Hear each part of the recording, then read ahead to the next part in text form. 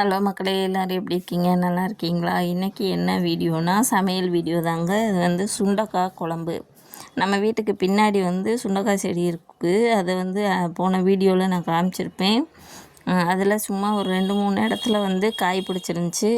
அந்த காயை வச்சு நம்ம எப்படி சுண்டக்காய் குழம்பு வைக்கிறதுன்றத ஒரு வீடியோவாக எடுத்திருக்கேன் பாருங்கள். சுண்டைக்காயை வந்து பெரிய சைஸாக இருக்கதா பார்த்து பறித்து எடுத்துக்கிட்டேன். உங்களுக்கு வந்து கடைகளில் செடி இருக்கவங்க செடியில் பறிச்சுக்கோங்க. கடைகளில் வாங்கி யூஸ் பண்ணுறவங்க உழவர் சந்தை இந்த மாதிரி இடங்களில் வந்து இந்த சுண்டக்காய் விற்பாங்க. இதுக்கு பேர் கறி சுண்டக்காய்.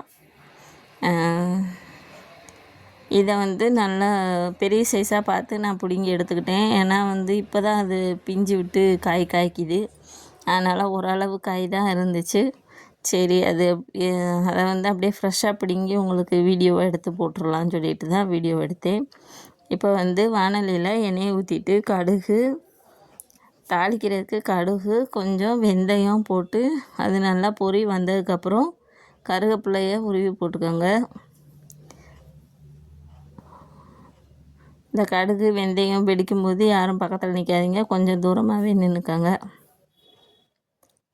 நல்லா பொரிஞ்சதுக்கப்புறமா வெங்காயம் ஒரு 100 கிராம், வெள்ளைப்பூடு வந்து தேவையான அளவு, உங்களுக்கு எத்தனை பேர் இருக்கீங்களோ அதுக்கு தகுந்த மாதிரி வெள்ளைப்பூடு வெங்காயம் எடுத்துக்கோங்க. அதை 2 கட் பண்ணி எடுத்து வச்சுக்கோங்க. இப்போ இந்த தாளித்ததுக்கப்புறம் நம்ம சுண்டைக்காயை நல்லா கழுவி அதை வந்து இதோடு சேர்த்து வதக்கி விட்டுறணும்.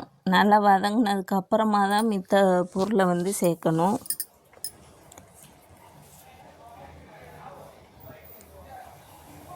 ரொம்ப வதங்கணும்னு அவசியம் இல்லை, ஓரளவு முக்கால் பதம் வதங்கினா போதும்.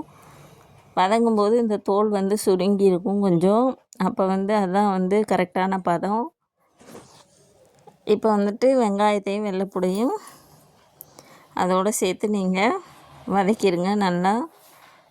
2 மீடியம் சைஸ் தக்காளி பழம் எடுத்து வச்சுருக்கேன். அதையும் வந்து குட்டி குட்டியாக நறுக்கி இதோடு சேர்த்து வதக்கிடணும். வெங்காயம் தக்காளி வதங்கிட்டு இருக்கும்போது அந்த தக்காளியை போட்டு வதக்கினா போதும்.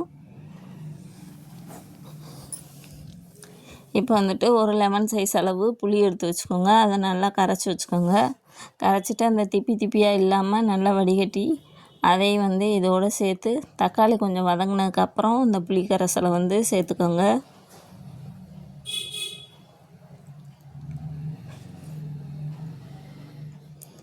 இப்போ வந்துட்டு குழம்பு மிளகாய்த்தூள் வந்து 2 ஸ்பூன் எடுத்து அதையும் இதோடு சேர்த்து கலந்து விட்டுருங்க. குழம்பு மிளகாய்த்தூள் எப்படி அரைக்கிறதுன்றதை இன்னொரு வீடியோவில் நான் போடுறேன்.